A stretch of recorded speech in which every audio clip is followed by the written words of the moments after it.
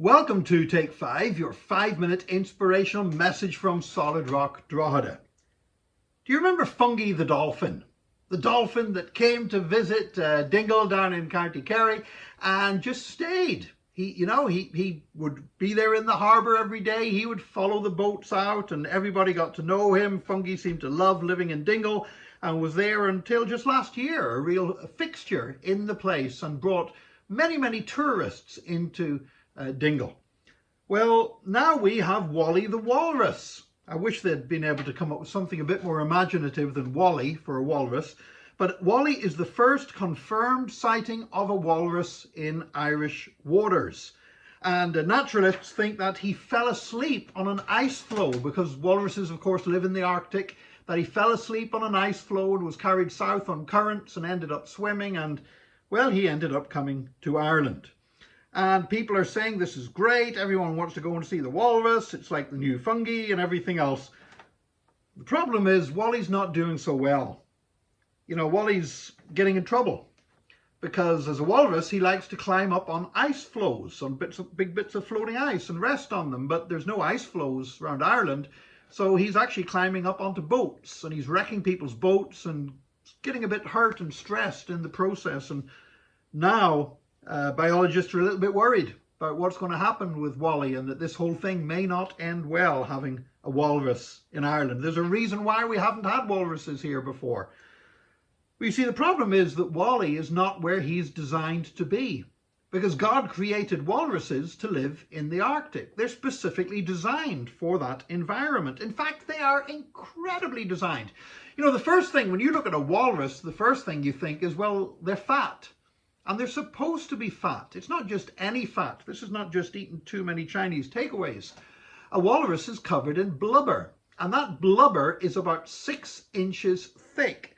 And the blubber is not just a layer of insulation, but it's got an amazing system with a thermostat attached. Right? Built into the body of a walrus, there is a thermostat, which means that when the walrus dives into cold water, then the blood that was in the blubber goes and surrounds all the vital organs and the heart and the lungs and kidneys and everything else. And that means that the walrus itself, its vital organs, don't get too cold, even when the water's like incredibly cold. That would kill a person within a minute going into water that cold. But because of the way the thermostat operates, the walrus is okay. And then when the walrus comes out of the cold water and lies out and basks in the sun, then what happens is the blood all flows back into the blubber. And that's actually why walruses, if you ever see them when they're out lying in the sun, they look pink. And that's the reason why. It's all the blood in the blubber. And it's this incredible heating and cooling system that God has designed into them in order for them to live in the incredible cold of the Arctic Circle. Not only that, the walrus has tusks. Those big tusks that the walrus has, they're not great when you're trying to climb onto a boat in County Cork. You end up mashing up somebody's nice boat.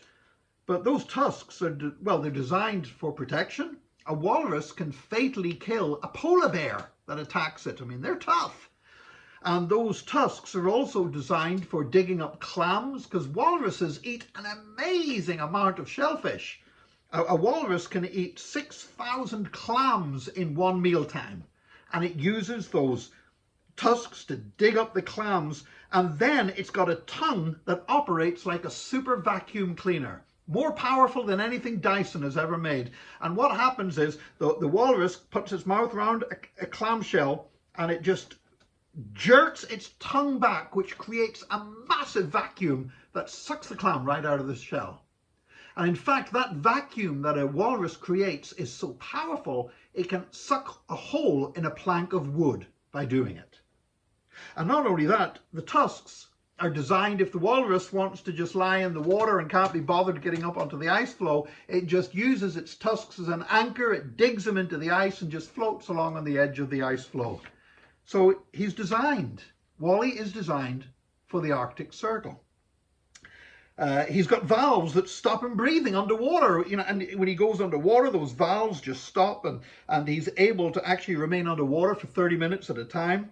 He's got neck muscles that act like a life jacket, that they trap air, and he can, just like somebody a life jacket, he can just float along and sleep on the surface of the water without drowning.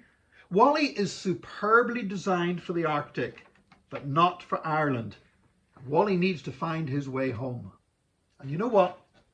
We too were created for something. We weren't created to live in the world we're living in now.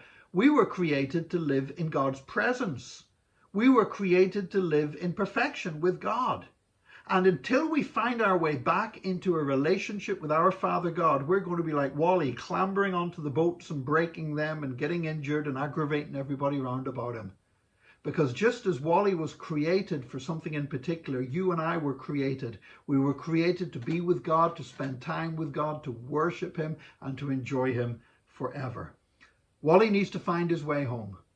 And I pray that we too, if you've not already found your way home, you need to find your way home to Jesus Christ. I hope we can learn that from Wally the Walrus. Be blessed today. Join us again tomorrow for another Take 5, your 5-minute inspirational message from Solid Rock Drogheda.